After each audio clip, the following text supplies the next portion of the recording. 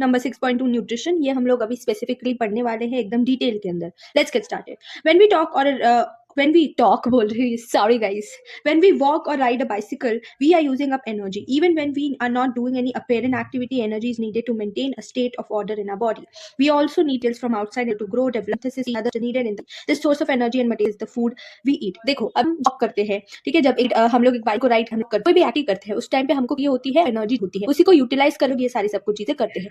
Even if you are not doing any activity, जैसे कि walk करना, बाइसिकल को राइड करना, कुछ एक्टिविटी ऐसे कर भी नहीं रहे होते हैं, तभी भी हमारे बॉडी को, हमारे बॉडी के स्टेट को मेंटेन करने के लिए, ठीक है, हमारे बॉडी के स्ट्रक्चर को, हमारे बॉडी के स्टेट को मेंटेन करने के लिए हमको एनर्जी चाहिए होती है. सेल्यूलर एक्टिविटीज के लिए एनर्जी चाहिए होती है, ठीक है. और हमको we also need materials from outside in order to grow, develop, synthesis protein. देखो अभी हमको एनर्जी ही नहीं चाहिए होती, we need energy, the most important thing. But second thing that we need is raw material. हमारे बॉडी को grow होना चाहिए होता है, मतलब ग्रो होना होता है. ग्रो होने के लिए सबसे इंपॉर्टेंट कंपोनेंट होता है protein. Protein is the most important component. तो प्रोटीन की सिंथेसिस करने के लिए हमको हमारे बॉडी को डेवलप करना होता है, ग्रो करना होता है. इसके लिए भी हमको दूसरे मटेरियल्स चाहिए होते हैं फ्रॉम द आउटसाइड. तो एनर्जी भी चाहिए होती है और दूसरे मटेरियल्स भी हमको चाहिए होते हैं फ्रॉम द आउटसाइड. अभी ये हम लोग किसके द्वारा, किस मीडियम से कंज्यूम करते हैं, किस मीडियम से हम लोग कंज्यूम करते हैं, हम लोग कंज्यूम करते हैं फूड के द्वारा, ठीक है. तो फूड के अंदर हम लोग, फूड से हम लोग एनर्जी भी ऑब्टेन करते हैं और फूड से हम लोग क्या करते हैं, फूड से हम लोग रॉ मटेरियल्स भी ऑब्टेन करते हैं. जैसे कि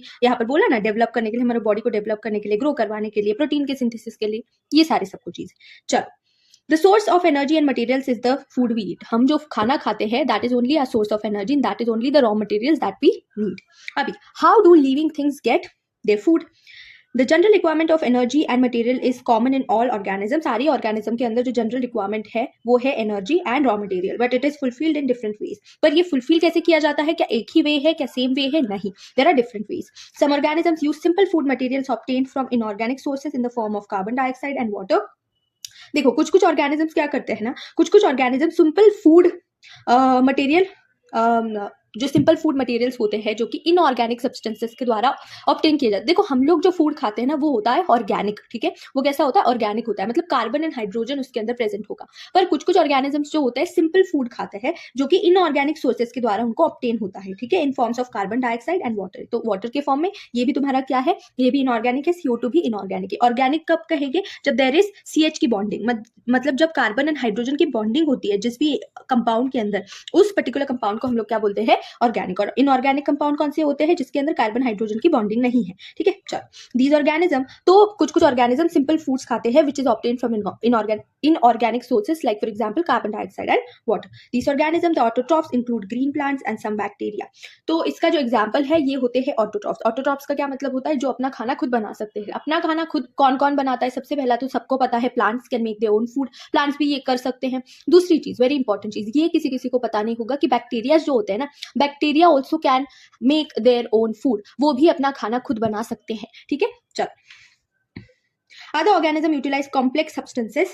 These complex substances have to be broken down into simpler ones before they can be used for the upkeep and growth of the body. देखो कुछ जो ऑर्गेनिजम्स होते हैं वो कॉम्प्लेक्स फूड खाते हैं. अभी कॉम्प्लेक्स फूड जो होता है ना वो डायरेक्ट वो लेते हैं बट वो यूज नहीं कर सकते उसको, वो कंज्यूम तो करेंगे पर उसको वो डायरेक्टली यूज नहीं कर सकते. कॉम्प्लेक्स फूड को उसको ब्रेक डाउन करना होता है, ठीक है. तो ये कॉम्प्लेक्स फूड है, फॉर एग्जाम्पल इसको तुमको ब्रेक डाउन करना होता है इंटू सिंपलर वंस. और ये जो सिंपलर फूड है या फिर ये जो सिंपलर सब्सटेंसेस है इसको कंज्यूम किया जाता है हमारे बॉडी के द्वारा. चलो, for what, for upkeep and growth of the body, हमारी बॉडी को कीप करने के लिए और ग्रो करवाने के लिए. To achieve this organism use bio catalyst called enzymes. देखो फॉर दिस हमारी जो बॉडी होती है, जो ऑर्गेनिजम्स होते हैं वो क्या यूज करते हैं, एंजाइम्स यूज करते हैं. देखो एंजाइम्स ऐसी चीजें होती है जो कि हमारी इस प्रोसेस को, ब्रेकिंग डाउन के प्रोसेस को, किसको ब्रेक डाउन करना है हमको, ये कॉम्प्लेक्स मटेरियल को, इसको हमको ब्रेक डाउन करना है. अभी इसको ना अगर एंजाइम नहीं है तो इसको ब्रेक डाउन होने में टाइम लगता है, बट जब हमारे पास एंजाइम प्रेजेंट होते हैं तो ये झट से पट क्या हो जाता है, ब्रेक डाउन हो जाता है. झट से फट ये क्या हो जाता है, इसकी प्रोसेस हो जाती है, इसका रिएक्शन हो जाता है. तो enzymes are like bio catalyst. Catalyst तो हम लोगों ने केमिस्ट्री के अंदर पढ़ा है,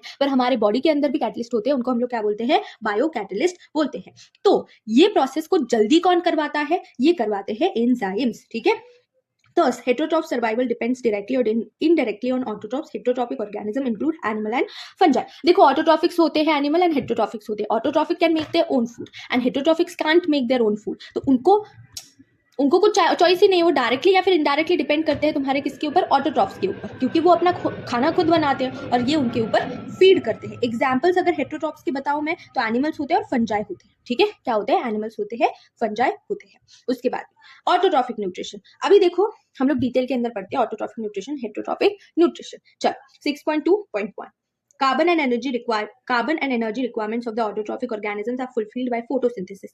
देखो, जो भी ऑटोट्रॉफ्स होता है, यहाँ पर प्रीडोमिनेंटली हम लोग प्लांट्स के बारे में बात करेंगे, बट अगर मैं बैक्टीरिया के बारे में भी बात करूँ तो वो भी फोटोसिंथेसिस परफॉर्म करते हैं। इवन कुछ कुछ एनिमल ऐसे होते हैं जो कि हमारे नेकेड आई से दिखाई नहीं देते हैं, वो भी फोटोसिंथेसिस को परफॉर्म करते हैं, which make their own food. ठीक है, तो जो फोटोसिंथेसिस एक प्रोसेस है जिसके द्वारा जो ऑटोट्रॉफिक ऑर्गेनिजम्स है उसको अपनी एनर्जी मिलती है और कार्बन जो भी रॉ मटेरियल है वो मिलते हैं। It is the process by which autotrophs take in substances from the outside and convert them into stored forms of energy. तो यहाँ एक प्रोसेस है जिसके द्वारा वो क्या करते हैं, फोटो का मतलब क्या होता है? फोटो का मतलब होता है लाइट, बच्चा। सिंथेसिस का क्या मतलब होता है? सिंथेसिस करना, बनाना। ठीक है, तो फोटो की मदद से, लाइट की मदद से कुछ बन रहा है, उस प्रोसेस को हम लोग क्या बोलते हैं? फोटोसिंथेसिस। अभी इसको यहाँ पर सिंपलर वे में बताया गया है कि हम लोग क्या करेंगे, हम लोग एनर्जी को लेंगे, क्या बोला है यहाँ पर, जो सब्सटेंसेस है, जो भी प्लांट रिक्वायर करते हैं, जो भी सब्सटेंसेस रिक्वायर्ड है वाया प्लांट, वो क्या करेंगे, वो फ्रॉम दी आउटसाइड वो सबसे पहले प्लांट के अंदर डालेंगे और उसको कन्वर्ट कर देंगे into stored forms of energy. किसके फॉर्म में, किस फॉर्म ऑफ एनर्जी में कन्वर्ट करेंगे? Stored form.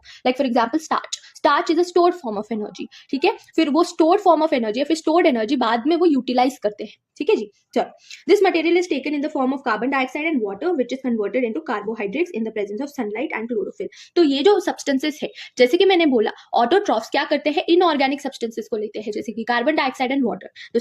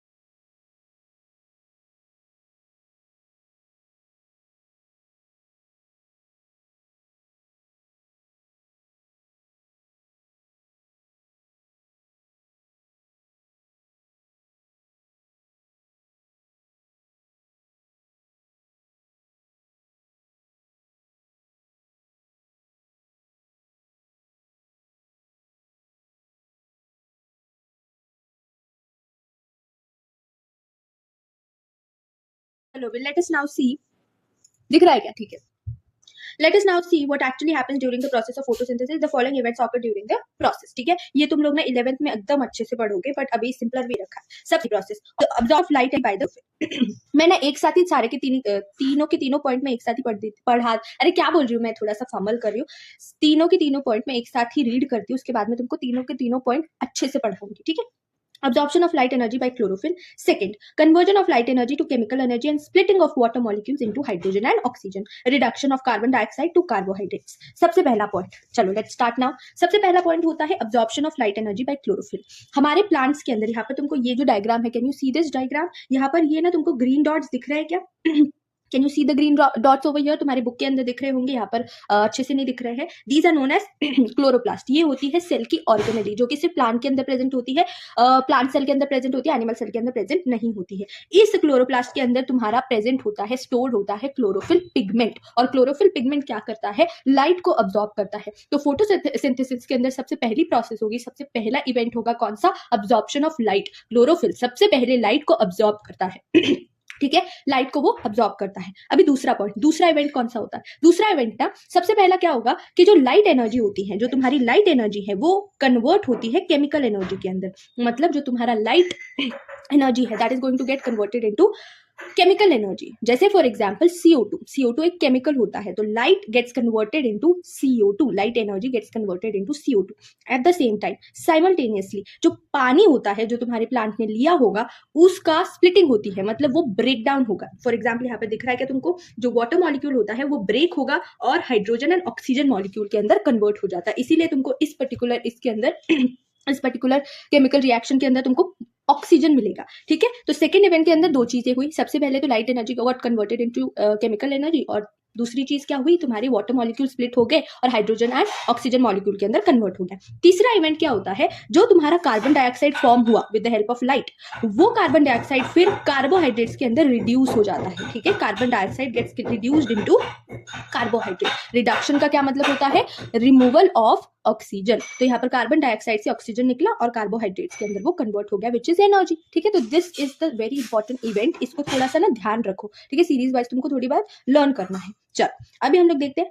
This step need not take place one after the other immediately. For example, desert plant take up carbon dioxide at night and prepare an intermediate which is acted upon by the energy absorbed by the chlorophyll during the day. देखो क्या होता है कि ये जो events है ना, ये ऐसा नहीं है कि वन आफ्टर वन ये कंटिन्यूअसली ऐसे हो, कॉन्जिक्यूटिवली हो, ऐसा नहीं होता है. एग्जाम्पल दे रखा है डेजर्ट प्लांट का. जो डेजर्ट प्लांट होता है ना, वो नाइट के ड्यूरिंग क्या करते हैं? नाइट के ड्यूरिंग तुम्हारा कार्बन डाइऑक्साइड को टेकअप करते हैं, मतलब लेते हैं बाहर से. कार्बन डाइऑक्साइड को नाइट के ड्यूरिंग लेते हैं और कार्बन डाइऑक्साइड से इंटरमीडिएट स्टेट बनाते हैं, एक इंटरमीडिएट कंपाउंड बनाते हैं. डायरेक्ट कार्बोहाइड्रेट नहीं बनाएंगे, एक इंटरमीडिएट तुम्हारा बनाते हैं. उसके बाद में जब दिन होगा, दिन के ड्यूरिंग लाइट आएगी, लाइट आई तो क्लोरोफिल क्या करेगा? लाइट को अब्सॉर्ब करेगा और विद दैट हेल्प वो एनर्जी को बनाएंगे बेसिकली. तो this is what happens. Event ऐसा नहीं है कि वन आफ्टर वन हो. ठीक है, ऐसा जरूरी नहीं है. चलो let us see how each of the components of the above reaction are necessary for photosynthesis. If you carefully observe a cross section of leaf under the microscope shown in figure 6.1. I am so sorry guys, मुझे ना थोड़ा सा कफ का problem आ रहा है, क्योंकि मेरा थोड़ा घसा ना जो है थोड़ी खांसी हो रखी है मुझे, तो इसीलिए अगर कुछ नॉइज आ रही है तुमको तो I am so sorry for that. ठीक है, चलो. If you carefully observe a cross section of leaf under the microscope shown in figure 6.1, you will notice that some cells contain green dots. These green dots are called are cell organelles called chloroplast, which contain chlorophyll. Let us do an activity which demonstrate that chlorophyll is essential for photosynthesis. ठीक है, यहाँ पर अगर मैं बात करूँ, देखो ये पूरे डायग्राम की मैं बात करती हूँ. सबसे पहले ये है तुम्हारी लीफ. अभी लीफ के अंदर ये सबसे बड़ी वाली डंडी दिख रही है क्या तुमको? ठीक है, बड़ी वाली, इसको हम लोग बोलते हैं मिडरिब. यहाँ पे तुमको दिखाई नहीं दे रही होगी, यहाँ पे मैं लिख लेती हूँ, this is midrib. I hope you are able to see it. ठीक है, दिस इज योर मिडरिब. ये सबसे बड़ी वाली जो सेंटर में होती है, दिस इज मिडरिब. ठीक है, ये जो तुम्हारी ग्रीन कलर का ये दिख रहा है ना पोर्शन, दिस इज लैमिना और लीफ प्लेट. इसको क्या बोलते हैं? लैमिना बोलते हैं या फिर लीफ प्लेट बोलते हैं. और ये बाकी सारी जो डंडियां है यहाँ पर, ये जो बाकी सारी डंडियां है, इसको हम लोग बोलते हैं वेन्स. एंड वेन्स के अंदर तुम्हारे मिडरिब के अंदर क्या प्रेजेंट होते हैं? वैस्कुलर बंडल्स, जैसे कि जाइलम हो गया, फ्लोएम हो गया. इसका हमको क्रॉस सेक्शन एरिया निकालना है। ठीक है, क्रॉस सेक्शन एरिया हम लोग यहाँ पर देख रहे हैं, इस लीफ का क्रॉस सेक्शन एरिया। तो इसके अंदर सबसे पहली परत जो है, सबसे पहली लेयर है, दैट इज वैक्सी क्यूटिकल। उसके बाद में आता है एक सेल की layer which is upper epidermis. फिर ये जो है सबसे लास्ट वाली layer, that is lower epidermis. इसके बीच में अगर मैं बात करूँ तो इसके बीच में सबसे पहले तो ये तुमको दिखाई दे रही होगी, ये तुम्हारी कुछ सेल्स है, इसके अंदर प्रेजेंट है कुछ ये ग्रीन डॉट, जैसे कि मैंने बोला, this are known as cell, और this is a cell organelle called as chloroplast, जिसके अंदर क्लोरोफिल प्रेजेंट होता है। इन सेल्स के बीच में तुम्हारी एयर सैक्स प्रेजेंट होती है। ठीक है, जो कि एयर को क्या करती है, एयर को उसके अंदर मतलब एयर को उसके अंदर स्टोर कराती है, उन लीफ के अंदर एयर को स्टोर कराती है, जिसकी वजह से बायंसी प्रोवाइड होती है लीफ को। ठीक है, क्या प्रोवाइड होती है, बायंसी प्रोवाइड होती है लीफ के अंदर। फिर ये जो तुमको दिखाई दे रही है, these cells, these are your guard cells, these are your guard cells. Guard cell जो होती है स्टोमेटा के अंदर प्रेजेंट होती है, स्टोमेटा पता है ना तुमको, तो स्टोमेटा के अंदर गार्ड सेल्स प्रेजेंट होती है। ठीक है, तो these are your guard cells. ये तुमको लीफ का ये जो स्ट्रक्चर है, ये थोड़ा सा ना याद करना है। ठीक है, चलो, दिस इज द लेयर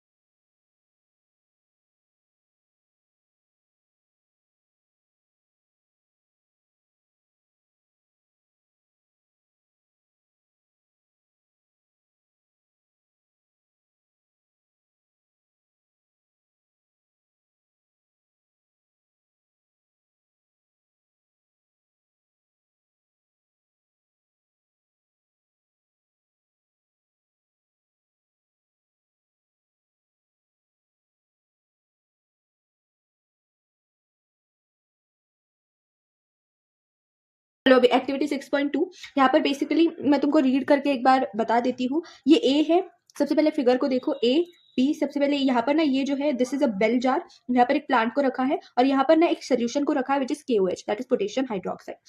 अभी take 2 healthy potted plants, 2 healthy potted plants हमको लेने which are nearly the same size के होने चाहिए। Keep them in a dark room for 3 days, dark room में हमको रखना है उन दोनों को 3 दिन के लिए। Now place each plant on separate glass plates. Each plant को हमको, हर एक प्लांट को, मतलब ये वाला प्लांट सेपरेट ग्लास प्लेट्स के ऊपर उसको रखना। Place a watch glass containing potassium hydroxide, potassium hydroxide आपको लेना है by the side of one of the plant, एक प्लांट के साइड बाजू में, ठीक है, एक साइड के बाजू में तुमको पोटेशियम हाइड्रोक्साइड लेना है और एक प्लांट के बाजू में कुछ नहीं लेना है, वहां पर वैसे के वैसे ही रखना है, ठीक है।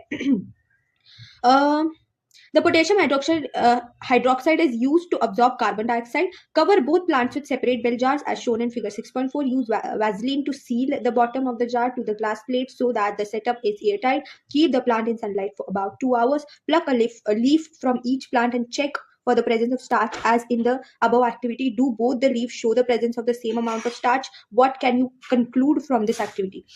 इस एक्टिविटी के में बेसिकली तुमको ये बताया गया है कि कार्बन डाइऑक्साइड इसेंशियल होता है फोटोसिंथेसिस के लिए, ठीक है। कार्बन डाइऑक्साइड जो होता है ना वो इसेंशियल होता है फोटोसिंथेसिस के लिए। इसके अंदर एक प्लांट के बाजू में KOH है। अभी पोटेशियम हाइड्रोक्साइड क्या करता है, ये अब्जॉर्ब करता है CO2 को, ठीक है। तो इस प्लांट के आजू बाजू में जितना भी CO2 है वो कौन अब्जॉर्ब करेगा, वो KOH अब्जॉर्ब करेगा। अगर CO2 KOH अब्जॉर्ब करेगा तो यहाँ पर CO2 प्रेजेंट ही नहीं रहेगा ना, तो CO2 अगर प्रेजेंट नहीं है तो फोटोसिंथेसिस नहीं होगी, फोटोसिंथेसिस नहीं होगी तो स्टार्च नहीं बनेगा, स्टार्च नहीं बनेगा तो यहाँ पर दिखाई नहीं देगा तुमको। तो इस बेसिकली एक्सपेरिमेंट से ये पता चलता है कि CO2 इसेंशियल होता है। अगर इस प्लांट के बारे में बात करूं मैं, तो यहाँ पर बाजू में जो है, इसके बाजू में KOH नहीं रखा हुआ है, दैट मीन्स यहाँ पर CO2 ये अब्जॉर्ब नहीं होगा, CO2 रहेगा। CO2 फिर अब्जॉर्ब होगा प्लांट के द्वारा, फोटोसिंथेसिस होगी, स्टार्च बनेगा। तो यहाँ पर स्टार्च का फॉर्मेशन दिखेगा तुमको, यहाँ पर नहीं दिखेगा क्योंकि यहाँ पर बाजू में KOH को रखा हुआ है, ठीक है। समझ में आ गया? This was only about this experiment. अभी देखो, based on the 2 activities performed above can we design, and ये एक्सपेरिमेंट थोड़ा इंपॉर्टेंट था थोड़ा सा, इसीलिए मैंने तुमको बता दिया। Based on the 2 activities performed above can we design an experiment to demonstrate the sunlight that sunlight is essential for photosynthesis. आप so far we have talked about how autotrophs meet their energy requirements. अभी तक हम लोगों ने देखा भाई autotrophs कैसे अपनी एनर्जी रिक्वायरमेंट्स को फुलफिल करते हैं। कैसे करते हैं? फोटोसिंथेसिस के द्वारा। फोटोसिंथेसिस कैसी होती है ये हम लोगों ने सब कुछ पढ़ लिया। फोटोसिंथेसिस के अंदर कौन से इवेंट्स होते हैं ये हम लोगों ने पढ़ लिया। कौन से स्ट्रक्चर्स इसके अंदर भाग लेते हैं, क्या बोलते हैं उसको, पार्टिसिपेट करते हैं फोटोसिंथेसिस के अंदर, ये हम लोगों ने पढ़ लिया। CO2 इसेंशियल होता है, ये एक्सपेरिमेंट हम लोगों ने कर लिया, ठीक है। चलो but they also need other raw materials of building their body. Water used in photosynthesis is taken up from the soil by the roots in terrestrial plants. Terrestrial plants जो होते हैं, मतलब जो जमीन पे उगने वाले जो प्लांट्स होते हैं, वहां उसके अंदर जो रूट्स होते हैं, प्लांट्स के जो रूट्स होते हैं, रूट्स के द्वारा पानी को अब्सॉर्ब किया जाता है और फिर वो पानी यूटिलाइज किया जाता है। Other materials like nitrogen, phosphorus, iron and magnesium are taken up from the soil. Soil से ही दूसरे जो मिनरल्स होते हैं, जैसे कि नाइट्रोजन हो गया, जैसे कि फॉस्फोरस हो गया, आयरन हो गया, मैग्नीशियम हो गया, these are also taken from the soil. तो बेसिकली सॉइल से पानी लिया जाता है एंड मिनरल्स लिए जाते हैं वाया रूट्स, ठीक है। किसके लिए? To grow the plant body के ग्रोथ के लिए ये होते हैं रॉ मटेरियल्स, ठीक है। चलो, nitrogen is an essential element used in the synthesis of protein and other compound. Nitrogen क्यों लगता है प्लांट के अंदर? So that it helps in synthesis of protein. Protein के सिंथेसिस में नाइट्रोजन का बहुत इंपॉर्टेंट एक हिस्सा होता है, ठीक है। क्यों? क्योंकि प्रोटीन का अगर मैं स्ट्रक्चर तुमको बताऊं तो ये होता है स्ट्रक्चर प्रोटीन का। This is the structure of protein, this is nitrogen over here, this is chemical formula. ये तुमको याद रखने की जरूरत नहीं है क्योंकि यहाँ पर नाइट्रोजन प्रेजेंट होता है, प्रोटीन लगता है प्रोटीन सिंथेसिस के लिए, इसीलिए नाइट्रोजन लिया जाता है प्लांट के अंदर, ठीक है। चलो दूसरा देख लेते हैं अभी। Can you guys see? Okay, taken up in the form of inorganic nitrates और नाइट्राइट्स। नाइट्रोजन किसके फॉर्म में लिया जाता है? इनऑर्गेनिक नाइट्रेट्स के फॉर्म में लिया जाता है या फिर नाइट्राइट्स के फॉर्म में लिया जाता है, ठीक है। और it is taken up as organic compound which have been prepared by bacteria from atmospheric nitrogen. जो बैक्टीरिया एटमॉस्फेरिक नाइट्रोजन को फिक्स करता है वो बैक्टीरिया कौन सा होता है? I want to actually know this in the comment section. This is your homework कि तुमको पता करना है कि कौन सा, तुमने पढ़ा होगा ये कि कौन सा बैक्टीरिया नाइट्रोजन को फिक्स करके फिर प्लांट को प्रोवाइड करता है, तुमको बताना ये अभी, ठीक है। और तो बेसिकली यहाँ पर बोला क्या कि नाइट्रोजन एक तो इनऑर्गेनिक फॉर्म में लिया जा सकता है, नाइट्रेट या फिर नाइट्राइट के फॉर्म में, नहीं तो ऑर्गेनिक फॉर्म में भी लिया जाता है with the help of bacteria, जो कि क्या करते हैं, एटमॉस्फेरिक नाइट्रोजन को फिक्स करते हैं और फिर बाद में दे देते हैं, ठीक है। चलो, हेटेरोट्रॉफिक न्यूट्रिशन। अभी हेटेरोट्रॉफिक न्यूट्रिशन तुमको पढ़ना है। चलो, हेटरोट्रॉफिक न्यूट्रिशन, अभी तक तुमको ऑटोट्रॉफिक न्यूट्रिशन समझ में आ गया ना? ठीक है। Heterotrophic nutrition 6.2 each organism is adapted to its environment. ये तो हमको सबको पता है कि अपने अपने इन्वायरमेंट से सबको लगाव होता है, सब लोग अडेप्टेड होते हैं। The form of nutrition differs depending on the type and availability of food material as well as how it is obtain by the organism. देखो, जो न्यूट्रिशन का फॉर्म होता है ना, वो डिपेंड करता है सबसे पहले फूड मटेरियल के टाइप के ऊपर और उसकी अवेलेबिलिटी के ऊपर, कि कितना अवेलेबल है और कौन से टाइप का अवेलेबल है। इनफैक्ट जो ऑर्गेनिज्म किस मोड से ऑब्टेन उसको करेगा, ठीक है, किस मोड से उसको ऑब्टेन करेगा, उसके ऊपर भी डिपेंड करता है। क्या? Form of nutrition. न्यूट्रिशन का form is actually, it actually depends upon सबसे पहले type of the food material, फिर availability of the food material and how it is obtain by the organism. ठीक है, चलो, for example whether the food source is stationary such as grass. कुछ जो food sources होते हैं stationery होते हैं, फॉर एग्जाम्पल ग्रास के जैसा, और मोबाइल सच एज डियर। देखो, स्टेशनरी का क्या मतलब होता है? जहां जो मूव नहीं कर सकता। Stationary is basically the one which can not move.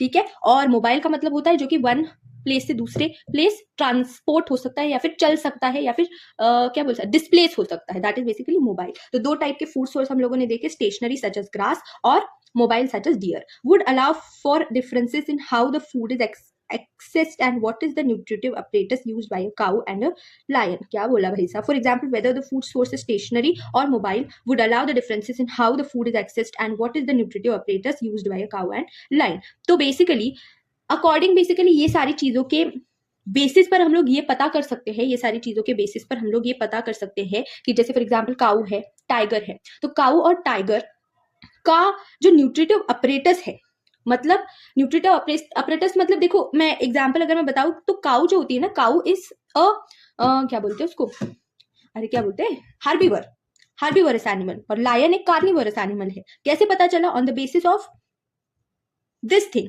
Type, availability, किस फॉर्म से ऑब्टेन करते हैं। ठीक है, तो ये चीज बताई बेसिकली उन्होंने। There is a range of strategies by which the food is taken in and used by the organism। there are many like ways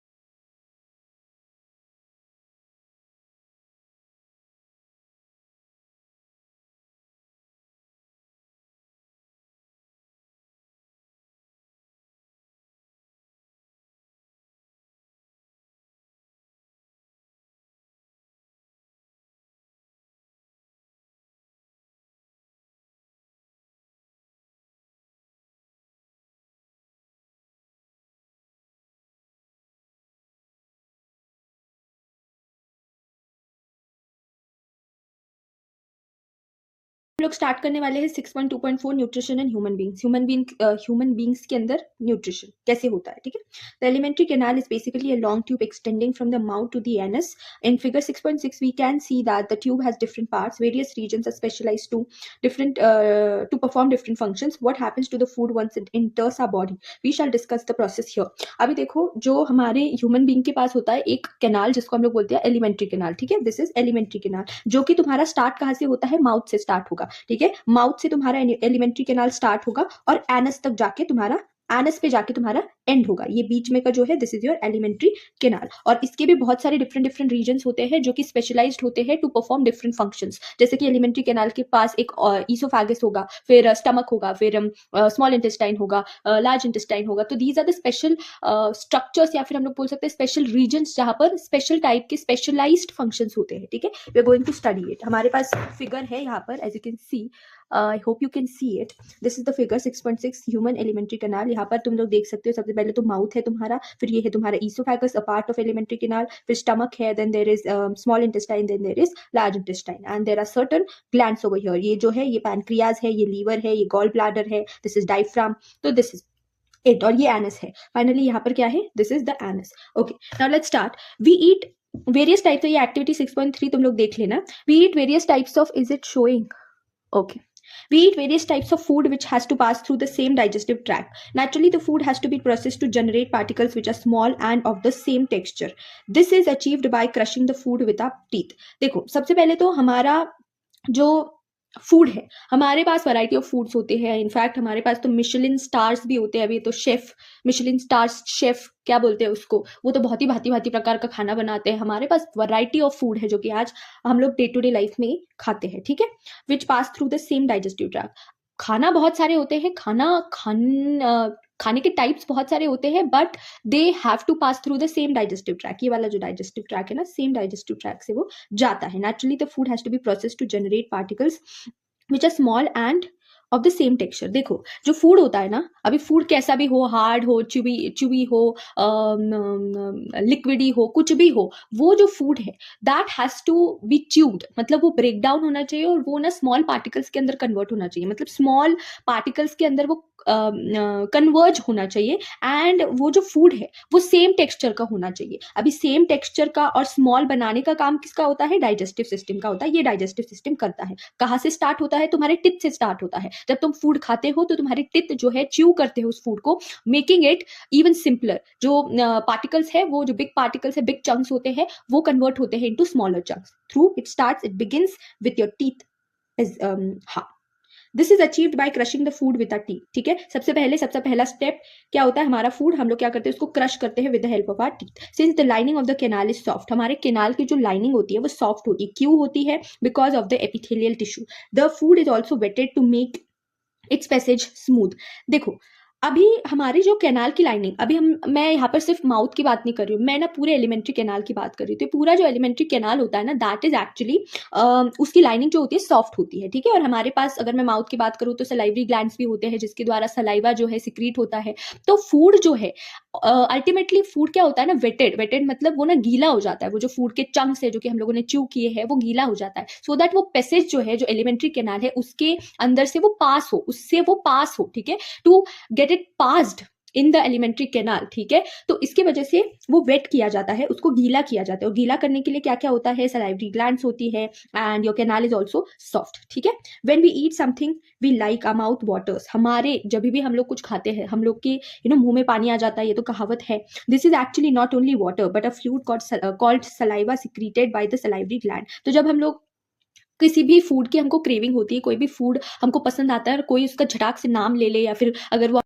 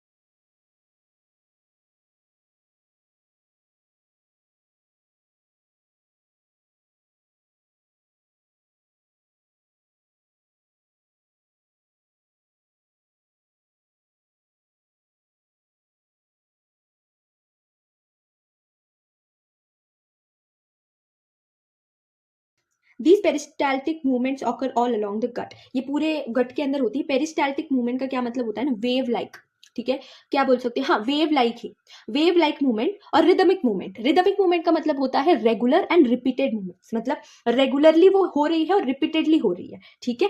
तो रिदमिक मूवमेंट शो करते हैं मसल्स, एंड पेरिस्टाल्टिक मूवमेंट का क्या मतलब, तो basically बच्चा जो oesophagus होता है ना, ईसोफेगस के अंदर की लाइनिंग जो होती है that is of smooth muscles, ठीक है। तो स्मूथ मसल क्या करेगी, एक मूवमेंट शो करती है, पेरिस्टाल्टिक मूवमेंट बोलते हैं या फिर पेरिस्टाल्सिस बोलते हैं उस प्रक्रिया को। इसके अंदर होता क्या है कि वो जो स्मूथ मसल्स होंगे वो कॉन्ट्रैक्ट करेंगे इन अ वेवी मैनर, ठीक है, वेव लाइक कॉन्ट्रैक्शंस करेंगे, ठीक है, कोऑर्डिनेटेड कॉन्ट्रैक्शन करेंगे सो दैट जो फूड है वो डाउनवर्ड पुश हो सके, and that is what peristalsis mean, and that is what peristaltic movement mean like. I hope you understand. किसके लिए हो रही है movement all along the gut, किसके लिए हो रही है, so that the food is getting pushed और मूव्ड इनवर्ड्स, समझ में आ रहा है, ठीक है। From the mouth the food is taken to the stomach through the food pipe और ईसोफेगस। तो माउथ और स्टमक के बीच में ये जो पाइप लाइक स्ट्रक्चर है, इसको हम लोग एक तो फूड पाइप बोलते हैं, क्या बोलते हैं, फूड पाइप बोलते हैं, नहीं तो इसको क्या बोलते हैं, ईसोफेगस बोलते हैं, ठीक है। चलो क्या है इधर अभी, the stomach is, can you guys see? Yeah. The stomach is a large organ which expands when food enters it. देखो जो स्टमक होता है एक लार्ज ऑर्गन होता है, ठीक है, stomach is a large organ जो कि क्या करता है, जब भी फूड उसके अंदर आएगा ना तो वो एक्सपांड करेगा। इसीलिए कभी कभार जब तुम ज्यादा खाते हो तो you seem to have a little protruded belly, protruded का मतलब आगे थोड़ी सी बढ़ जाती है तुम्हारी बेली जो है ना, तो वो थोड़ा सा आगे तुम्हारी तोंद दिखने लगती है थोड़ी, जब भी तुम ज्यादा खाते हो या फिर खाना खाते हो। वो इसलिए होता है क्योंकि जब भी फूड तुम्हारे स्टमक के अंदर जाएगा ना तो स्टमक एक्सपैंड करता है, क्या करता है, एक्सपैंड करता है, समझ में आया। चलो the muscular wall of stomach help in mixing the food thoroughly with more digestive juices. अभी देखो यहाँ पर ये जो इनर लाइनिंग ऑफ स्टमक है ना, दैट इज सबसे पहले तो मस्कुलर होता है, ये तो हमको पता है, बट इसके द्वारा ना certain types of certain enzyme secrete होते हैं। इनफैक्ट एक एसिड भी सिक्रीट होता है, हमारे स्टमक जो है, हमारा स्टमक एक एसिड सिक्रीट करता है जिसको हम लोग बोलते हैं HCl, hydrochloric acid. It is secreted by our stomach and in fact ये और भी गैस्ट्रिक जूसेस को भी रिलीज करता है, सिक्रीट करता है। गैस्ट्रिक जूसेस का क्या मतलब होता है, ये हेल्प करते हैं, basically these juices help in digestion of that food, ठीक है, दैट फूड। तो डाइजेस्टिव जूसेस या फिर गैस्ट्रिक जूसेस बोल सकते हो, एंड प्लस HCl, ये दोनों सिक्रीट कौन करता है, the inner lining of stomach. ये दोनों जैसे ही सिक्रीट हो गए ये तुम्हारे फूड के डाइजेशन में हेल्प करेंगे, ठीक है। चलो the digestion in stomach is taken care by the gastric glands, gastric glands present in the wall of the stomach. These release hydrochloric acid, a protein digesting enzyme called pepsin, and mucus. The hydrochloric acid creates an acidic medium which, अच्छा ये पूरा अभी बता रहे हैं कि क्या क्या कौन कौन क्या क्या करता है। सबसे पहले तो इसके अंदर ना सर्टन गैसेस होती है, गैस्ट्रिक क्या बोला उन्होंने, डाइजेस्टिव ग्लैंड्स होती है ना, गैस्ट्रिक ग्लैंड्स होती है, सर्टन गैस्ट्रिक ग्लैंड्स होती है जिसके द्वारा गैस्ट्रिक जूसेस सिक्रीट होते हैं, HCl सिक्रीट होता है, म्यूकस सिक्रीट होता है, एंजाइम सिक्रीट होते हैं जैसे कि पेप्सिन, पेप्सिनोजन हो गया, ट्रिप्सिन हो गया। तो ये सारी जो है ये एंजाइम्स भी ये स्टमक क्या करता है, सिक्रीट करता है। अभी एक एक करके हम लोग सारे सब कुछ चीजों का देखेंगे कि क्या क्या कौन कौन क्या क्या काम करता है, ठीक है। हमको ये जानना है कि स्टमक के द्वारा क्या क्या सिक्रीट होता है। सबसे पहले HCl सिक्रीट होता है, उसके बाद में तुम्हारा पेप्सिन सिक्रीट होता है। पेप्सिन क्या है, पेप्सिन एक एंजाइम है जो कि प्रोटीन को डाइजेस्ट करने में हेल्प करता है। ये क्या करता है, प्रोटीन को डाइजेस्ट करने में हेल्प करता है, समझ में आया। और ये म्यूकस को भी सिक्रीट करता है। Mucus is basically you know all mucus क्या होता है, तो म्यूकस को, पेप्सिन को, HCl को ये सिक्रीट करता है। चलो अभी हम लोग स्टार्ट कर रहे हैं स्पेसिफिकली कौन क्या क्या कर रहा है। The hydrochloric acid creates an acidic medium which facilitates the action of the enzyme pepsin, ठीक है। जो हाइड्रोक्लोरिक, अभी हाइड्रोक्लोरिक एसिड से चालू करते हैं, तो ये जो हाइड्रोक्लोरिक एसिड है ना, ये अंदर ना एक एसिडिक मीडियम क्रिएट करता है, एक एसिडिक मीडियम क्रिएट करता है जिसके अंदर है ना, जिसके अंदर ये जो पेप्सिन, यू नो पेप्सिन मैंने अभी बताया, जो पेप्सिन है, पेप्सिन डाइजेस्ट करता है प्रोटीन को। तो पेप्सिन प्रोटीन को कहां पर डाइजेस्ट करेगा, स्टमक में। किस मीडियम से डाइजेस्ट करेगा, HCl, ठीक है। तो ये हाइड्रोक्लोरिक एसिड के अंदर होता है, हम लोग बोल सकते हैं, ठीक है। तो hydrochloric acid creates an acidic medium which facilitates the action of enzyme pepsin. What other functions do you think is served by the acid, क्या क्या फंक्शन हाइड्रोक्लोरिक एसिड सर्व करता है, ये तुमको बताना है। अभी बता दो मुझे, कमेंट सेक्शन में बताओ। द म्यूकस प्रोटेक्ट्स, यहाँ का पीएच भी बताओ, और I need to know, this is your homework कि इसका पीएच क्या है। हाइड्रोक्लोरिक एसिड मतलब स्टमक का बेसिकली तुमको पीएच जानना है, और हाइड्रोक्लोरिक एसिड के और क्या फंक्शन होता है वो भी तुमको बताना है इनसाइड द कमेंट सेक्शन। मैं तुमको ये करूंगी, कमेंट का रिप्लाई करूंगी, ठीक है। चलो, the mucus protects the inner lining of the stomach from the action of the acid under normal conditions. देखो अभी म्यूकस का क्या काम होता है, म्यूकस ना एकदम अंदर वाले रीजन के अंदर ऐसी पूरी कवरिंग बना लेता है, जस्ट लाइक दिस, पूरी ऐसी ना कवरिंग बना लेगा म्यूकस, सो दैट जो हाइड्रोक्लोरिक एसिड है, यहाँ पर पूरा तुम्हारा हाइड्रोक्लोरिक एसिड होगा, तो इसके अंदर तो तुम्हारा पेप्सिन काम करेगा और भी बहुत सारे गैस्ट्रिक जूसेस काम करेंगे, बट यहाँ पर म्यूकस क्या करता है, अपनी स्टमक के वॉल के अराउंड पूरी लाइनिंग बना लेता है, पूरा उसको कवर कर लेता है, सो दैट जो हाइड्रोक्लोरिक एसिड है वो बाई चांस इस पर्टिकुलर वॉल को अफेक्ट ना करे। तो अभी तुमको समझ में आ रहा है कि तुमको एसिडिटी क्यों होती है। कभी कभार क्या होती है ना कि जो हाइड्रोक्लोरिक एसिड है ना, that actually reaches to your wall, और वो वॉल को तुम्हारे ना ये करता है, जैसे वो कांटेक्ट में आएगा तुम्हारे वॉल के, स्टमक के वॉल के, तुमको तो प्रॉब्लम तो होगा ही ना, थोड़ा सा दर्द तो होगा ही। एसिड जब तुम लोग लेके देखो, नहीं मत लो, बट अगर बाई चांस तुम्हारे एसिड अगर पैरों पे या फिर हाथ पे गिर गया तो कितना प्रॉब्लम होता है, कितना डिफिकल्टी आती है, दिक्कत होती है। तो वैसे ही जब कभी कभार क्या होता है कि म्यूकस जो है इसकी लाइनिंग थिन पड़ जाती है, that's why this hydrochloric acid by chance reaches to your wall, that's why कभी कभार तुमको क्या होता है ना, तुम्हारे स्टमक के वॉल को प्रॉब्लम हो जाती है। ठीक है, चलो, म्यूकस का काम समझ में आ गया, HCl का काम समझ में आ गया, पेप्सिन का काम समझ में आ गया, ये प्रोटीन को डाइजेस्ट करता है। चलो, वी अंडर नॉर्मल कंडीशन, यहाँ पर ये ध्यान में रखो, अंडर नॉर्मल कंडीशन कभी कभार क्या हो जाता है, मैंने अभी तुमको समझाया कि भाई एसिडिटी का problem, let me just, okay, we often heard adults complaining about acidity। अरे यहाँ पर तो था भी, मैंने रीड भी नहीं किया। अरे, can this be related to what has been discussed above. देखो मैंने पहले ही तुमको बता दिया, मुझे पता नहीं था ऑनेस्टली कि यहाँ पर ऑलरेडी दे रखा है, but yeah now you understood why acidity is taken place. चलो, the exit of food from the stomach is regulated. अच्छा, और एक चीज मैंने ना तुमको बताना ही भूल गई। देखो बच्चा, जब भी ये वाला तुम लोग, जब तुम्हारा पार्शली डाइजेस्टेड फूड, ठीक है, ऐसा फूड जो कि डायरेक्टली पूरा डाइजेस्टेड नहीं है, partially digested food by stomach, जब ये मिक्स होता है तुम्हारे गैस्ट्रिक जूस के साथ, ठीक है, तुम्हारे स्टमक के गैस्ट्रिक जूस के साथ, या फिर HCl के साथ गैस्ट्रिक जूस के साथ, तो इसको हम लोग क्या बोलते हैं, काइम। इसको क्या बोलते हैं, काइम। तो chyme is basically partially digested food, और ये ना HCl के साथ मिक्स्ड हुआ रहता है और गैस्ट्रिक जूसेस के साथ मिक्स्ड हुआ रहता है। दिस इज बेसिकली काइम, और afterwards chyme passes from the stomach in the small intestine. ठीक है, समझ में आया। तो माउथ से ईसोफेगस, ईसोफेगस से स्टमक, स्टमक से काइम अभी जाएगा इनटू स्मॉल इंटेस्टाइन। ये तुमको इतना ध्यान में रखने की जरूरत नहीं है, but you will feel easier in higher classes. The exit of food from the stomach is regulated by sphincter muscles, which releases it in small amounts into the small intestine। देखो अभी जो exit of food है, stomach का जो हम लोगों ने देखा, जो स्टमक का एंडिंग पॉइंट है, वहां पर ना स्पिंस्टर मसल्स प्रेजेंट होते हैं। कौन से मसल्स प्रेजेंट होते हैं, स्पिंस्टर मसल्स। ये तुमको मसल्स एक दूसरी जगह भी देखने को मिलेगी, इसके अंदर देखने को मिलेगा तुमको, यूरिनरी ब्लैडर के अंदर भी देखने को मिलेंगे। स्टमक के एंडिंग पे स्पिंस्टर मसल्स होते हैं, जो कि डायरेक्टली स्टमक से स्मॉल इंटेस्टाइन में डायरेक्टली उस काइम को नहीं भेजते हैं, थोड़ा अमाउंट में उस काइम को स्मॉल इंटेस्टाइन में भेजा जाता है। रेगुलेट कौन करता है, स्पिंस्टर मसल करता है। ठीक है, चलो, ये हो गया। This is the longest part of alimentary canal which is fitted into a compact space because of extensive coiling. देखो, जो स्मॉल इंटेस्टाइन होता है, ये लॉन्गेस्ट पार्ट होता है एलिमेंट्री कैनाल का, और ये एक पर्टिकुलर एरिया पे एक कॉम्पैक्ट स्पेस में फिटेड होता है। कैसे फिट किया गया, हाईली कॉइल्ड होता है ना। फॉर एग्जाम्पल, तुम्हारा एक रोप है, ठीक है, और इसको इतने से एरिया में तुमको फिट करना है, तो इसको तुम लोग क्या करोगे,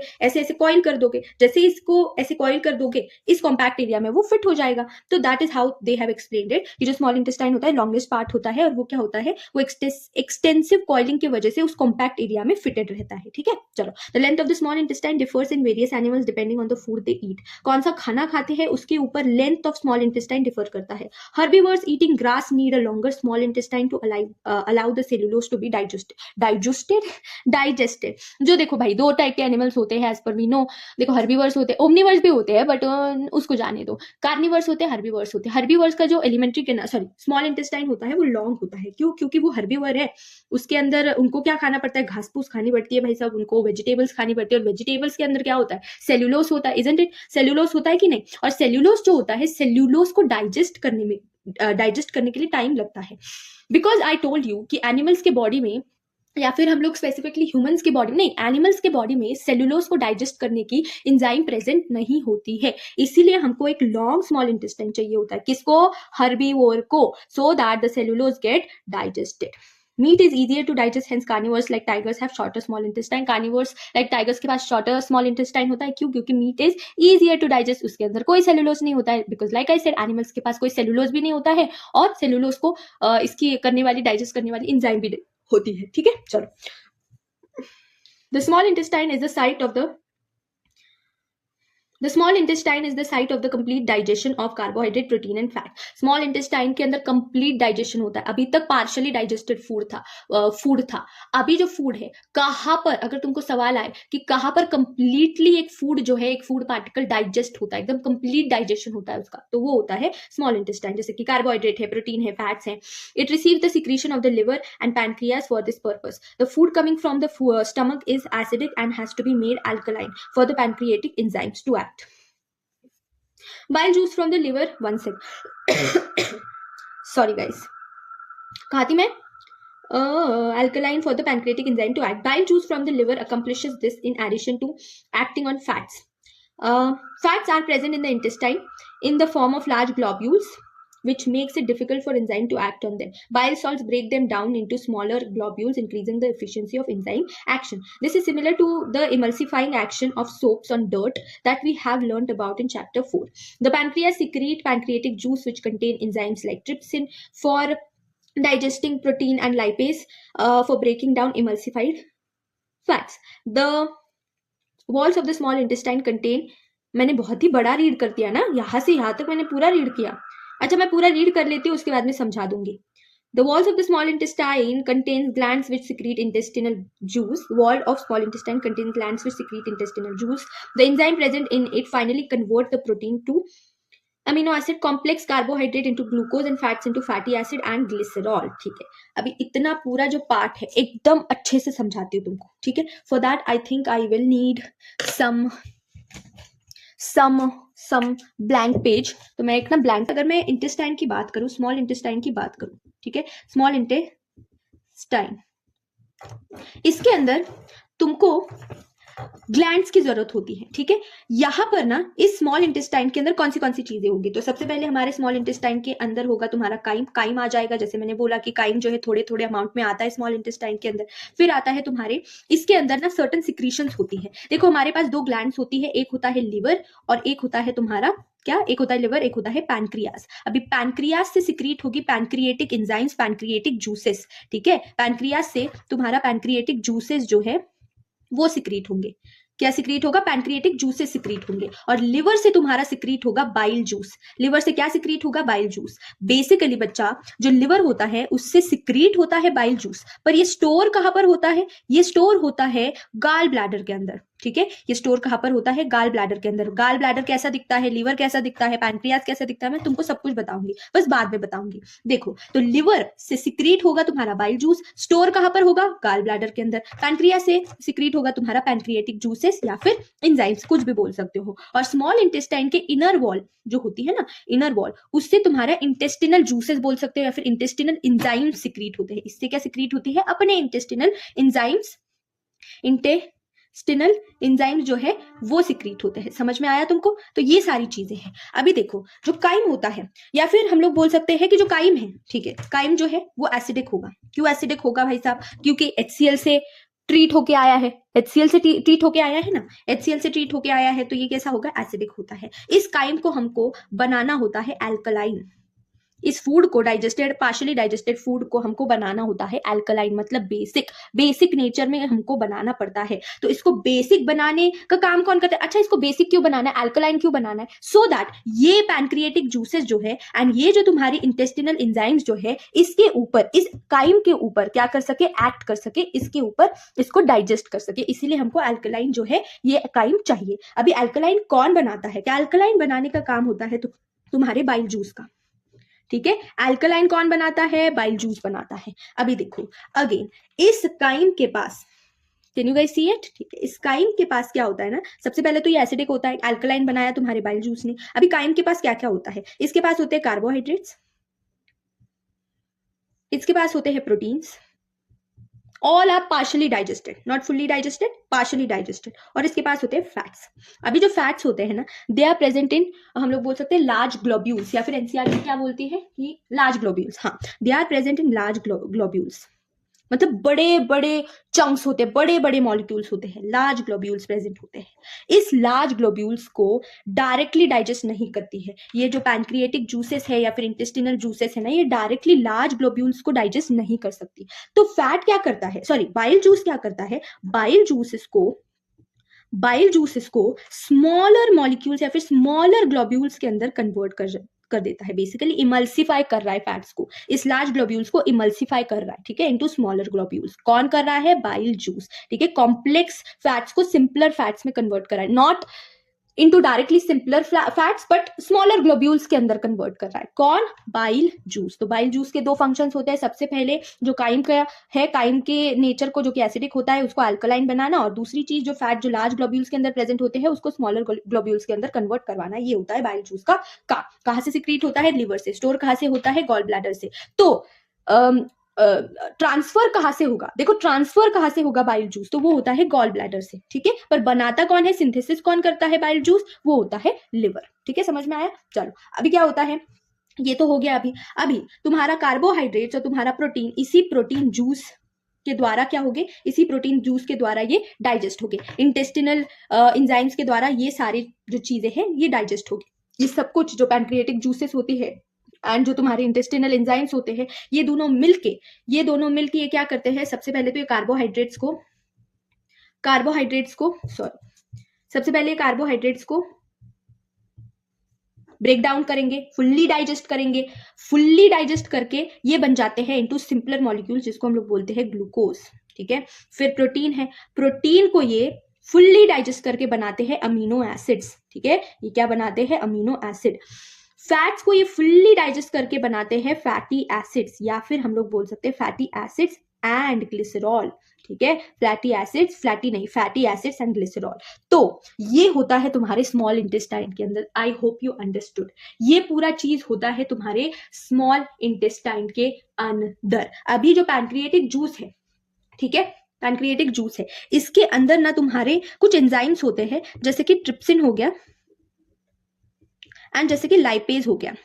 लाइपेज क्या करता है ना, लाइपेज तुम्हारे लिपिड को, बेसिकली फैट को, लाइपेज क्या करता है, फैट को फैटी एसिड एंड ग्लिसरॉल के अंदर कन्वर्ट करेगा। और जो ट्रिप्सिन होता है ना, ट्रिप्सिन तुम्हारे प्रोटीन को अमीनो एसिड में कन्वर्ट करेगा। ट्रिप्सिन एंड लाइपेज किसके अंदर होते हैं, पैनक्रियास के अंदर होते हैं। कौन सिक्रीट कराता है, पैनक्रियास सिक्रीट कराता है। पैनक्रिएटिक जूसेस के अंदर ये प्रेजेंट होते हैं। कौन से एंजाइम, ट्रिप्सिन एंड लाइपेज। समझ में आ गया तुमको, ये मैंने बहुत ही अच्छे से आई थिंक पढ़ाया, ठीक है। फिर से एक बार ना तुमको एकदम क्विक रिविजन दे देती हूँ। देखो स्मॉल इंटेस्टाइन का ये काम है, काइम थोड़ा करके स्मॉल इंटेस्टाइन में आया, बट काइम का नेचर कैसा था, एसिडिक था, उसको अल्कलाइन बनाना था। किसने बनाया, लिवर से सिक्रीटेड बाइल जूस ने, जो कि स्टोर था गॉल ब्लैडर में। बाइल जूस ने क्या किया, अल्कलाइन बनाया काइम को। इनफैक्ट काइम के अंदर जो फैट्स थे, फैट्स वर इन लार्ज ग्लोब्यूल्स, उसको भी स्मॉलर ग्लोब्यूल्स के अंदर कन्वर्ट किया, ठीक है। उसके बाद में पैनक्रियास से सिक्रीट हुए पैनक्रिएटिक जूसेस, उसके अंदर तुम्हारे एंजाइम थे ट्रिप्सिन एंड तुम्हारे लाइपेजेस, एंड तुम्हारे इंटेस्टाइन जो स्मॉल इंटेस्टाइन के वॉल से भी सिक्रीट हुए इंटेस्टिनल एंजाइम्स। इन दोनों ने मिलके तुम्हारे कार्बोहाइड्रेट्स को कंप्लीटली डाइजेस्ट कराया इनटू तुम्हारे ग्लूकोज,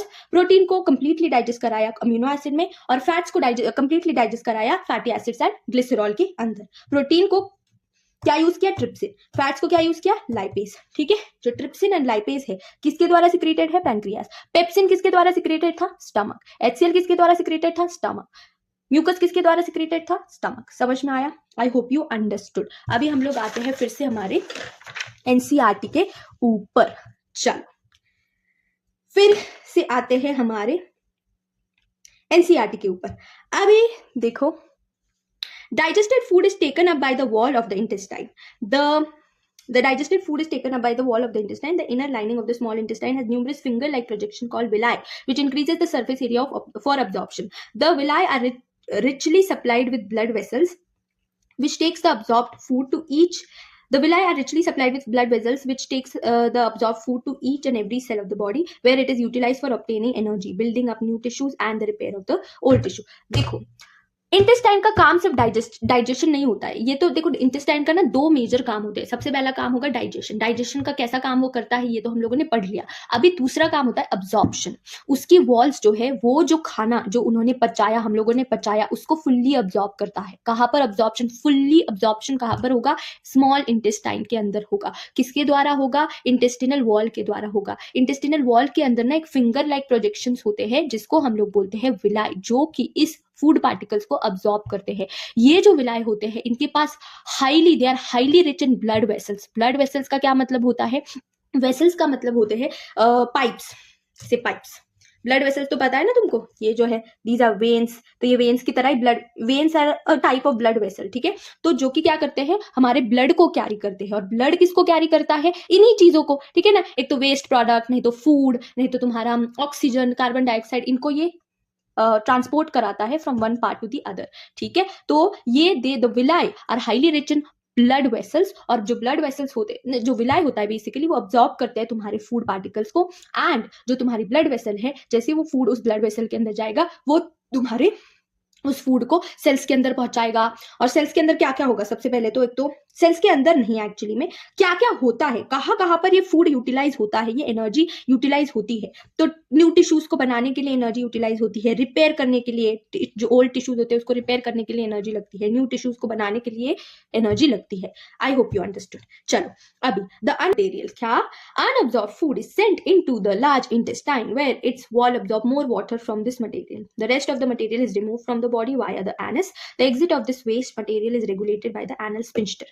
देखो अभी आता है तुम्हारा लार्ज इंटेस्टाइन। लार्ज इंटेस्टाइन के अंदर तुम्हारा फूड अब्सॉर्ब नहीं होता है। जितना भी फूड जो कि अनअब्सॉर्ब्ड है, जो कि अब्सॉर्ब किया गया नहीं है वाया स्मॉल इंटेस्टाइन, वो जाएगा तुम्हारे लार्ज इंटेस्टाइन के अंदर। और लार्ज इंटेस्टाइन के अंदर क्या होता है? उस अनअब्सॉर्ब्ड फूड में से पानी का अब्सॉर्प्शन होता है वाया दोज वॉल्स, ठीक है। पानी का अब्सॉर्प्शन होता है। और बचा कुचा जो अनअब्सॉर्ब्ड फूड है विदाउट वाटर, थोड़ा बहुत तो होगा मॉइस्चर उसमें, वो तुम्हारा बाहर निकलता है विथ थ्रू एनस, ठीक है, थ्रू एनस। और एनस के अंदर भी तुम्हारे स्पिंस्टर मसल्स प्रेजेंट होते हैं जो कि ओपनिंग एंड क्लोजिंग में हेल्प करते हैं। लाइकवाइज तुम्हारे जो यूरिनरी ब्लैडर होता है, या फिर हम लोग बोल सकते हैं, हाँ, यूरिनरी ब्लैडर होता है, उसकी भी जो ओपनिंग होती है वहां पर भी स्पिंस्टर मसल्स प्रेजेंट होते हैं जो कि opening and closing of that urinary bladder को गार्ड करते हैं, ठीक है। अभी ये सब कुछ मैं फिर से तुमको डायग्राम के द्वारा समझाती हूँ।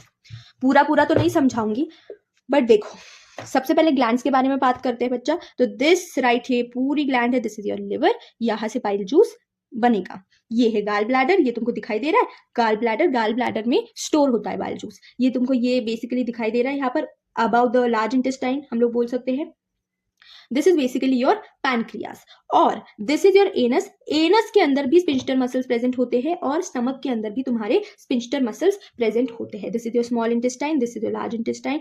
खाना यहाँ से आता है, यहाँ पर पार्शियली डाइजेस्ट होता है, यहाँ पर कंप्लीट डाइजेस्ट होता है, यहाँ पर नहीं होता है, यहाँ पर पानी अब्सॉर्ब होता है और यहाँ पर तुम्हारा यहाँ से निकल जाता है। समझ में आया? आई होप यू अंडरस्टूड। ठीक है, ठीक है, चलो। तो यहाँ पर हमारा खत्म होता है न्यूट्रिशन का पूरा part. I hope you understand. इसके नीचे भी ये ना डेंटल कैरीज ये दे रखा है, ये इसको मैं पढ़ लेती हूँ। More to know, you know, you should always learn more guys. So yeah, dental caries or tooth decay causes gradual softening. Hey, I don't know the pronunciation, okay, I'm so sorry about that. But dental caries or tooth decay causes gradual softening of enamel and dentine.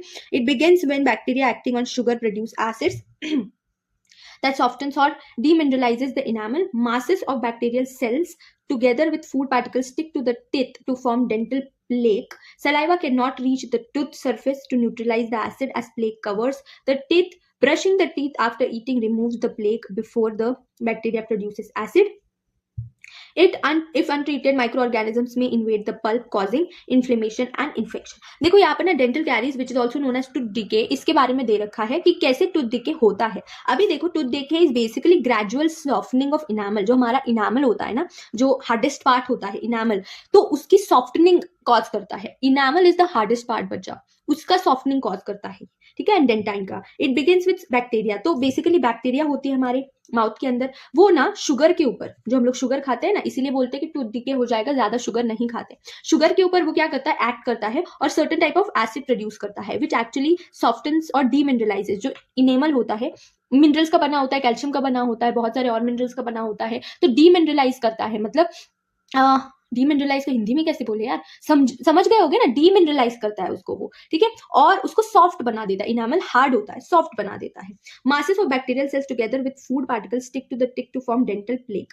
जो masses of bacterial cells होते हैं and जो food particle है वो दोनों teeth के ऊपर ऐसे बैठ जाते हैं और उस पर्टिकुलर चीज को बोलते हैं प्लेक। क्या बोलते हैं? प्लेक बोलते हैं। उस चीज को क्या बोलते हैं? प्लेक बोलते हैं। ये तुम्हारा टूथ है लेट्स सपोज, ठीक है, और यहाँ पर ये बैठ जाता है, इसको हम लोग बोलते हैं प्लेक। अगर हम लोगों ने ब्रश किया तो प्लेक निकल जाएगा। Saliva can not reach the tooth surface to neutralise the acid as plaque covers. और देखो प्लेक ने यहाँ पर इसको कवर कर लिया तो सलाइवा आएगा पर या इस सरफेस को रीच ही नहीं कर पाएगा, क्योंकि सलाइवा यहाँ पर क्यों रीच करना चाहता है? क्योंकि उसको इस पर्टिकुलर सरफेस को न्यूट्रलाइज करना है, क्योंकि यहाँ पर एसिड होगा ना, क्योंकि लाइक आई सेड बैक्टीरियल जो सेल्स होती है वो एसिड प्रोड्यूस करती है, तो वो न्यूट्रलाइज ही नहीं कर पाएगा, ठीक है। हो गया ये। Brushing the teeth after eating removes the plaque before the bacteria produce acids. If untreated microorganism may invade the pulp causing inflammation and infection. और अगर इसको हम लोग ट्रीट नहीं करेंगे अच्छे से तो हमारे टूथ की इन्फ्लेमेशन हो सकती है। इन्फ्लेमेशन का मतलब होना है सूजन आना, दर्द होना, है ना, बहुत सारा सब कुछ। तो इन्फ्लेमेशन हो सकता है, इन्फेक्शन भी हो सकता है माइक्रो ऑर्गेनिज्म की वजह से। समझ में आया? डेंटल कैरीज या फिर हम लोग बोल सकते हैं टूथ डीके। चलो, तो इसीलिए रोज ब्रश करना है। एंड सेकेंड थिंग, मीठा नहीं खाना है ज्यादा। मैं बोलती तो हूं पर अभी सभी खाते हैं। But here are full nutrition part is finished.